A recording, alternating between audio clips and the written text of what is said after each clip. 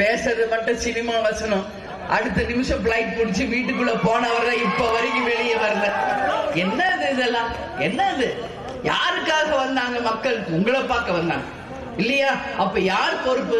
நிச்சயமாக விஜய் அவர்கள் போய் சந்திக்கணும். பாதிக்கப்பட்ட 41 குடும்பங்களையும் போய் சந்திக்கணும், அவர்களுக்கு ஆறுதல் சொல்லணும், அவர்களுக்கு நீங்க அறிவிச்ச அந்த காசை கையில் நேரடியா கொண்டு போய் சேர்க்கணும். இதுல எந்த மாற்று கருத்துமே இல்லை. இன்னைக்கு பல்வேறு விதமான பேச்சுக்கள் நாம எல்லாம் பார்த்துக்கிட்டு தான் இருக்க.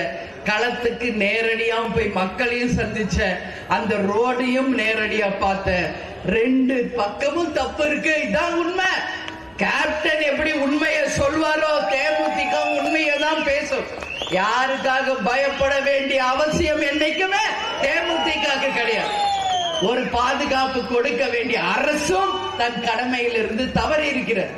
அதை கரெக்டா பாதுகாத்து கரெக்டா தொண்டர்களை பத்திரமா அனுப்ப வேண்டிய விஜய் அவர்களும் தவறு செய்திருக்கிறார். 2 பக்கமும் தவறு இருக்கு. இந்த 41 உயிருக்கும் தமிழக அரசும் பொறுப்பேற்க வேண்டும், விஜயின் தாமேகா கட்சியும் பொறுப்பேற்று ஆகணும். இதுல மாற்று கருத்து கிடையாது. 41 உயிர் என்ன சாதாரணமா? சொல்லுங்க. இன்னைக்கு விஜய கைது பண்ணமா, ஆனந்த கைது பண்ணமா, புஷி ஆனந்த் ஒருத்தர் என்ன இது? அவர் எங்க இருக்கிறாருன்னு தெரியல. கேட்டா தலைமறைவு தலைமறைவுன்றாங்க. என்ன இது? வாங்கல என்ன? இந்த தலைக்கு கத்தியா வரப்போது, தலைக்கு கத்தியா வரப்போது, தூக்கலியா போட போறாங்க.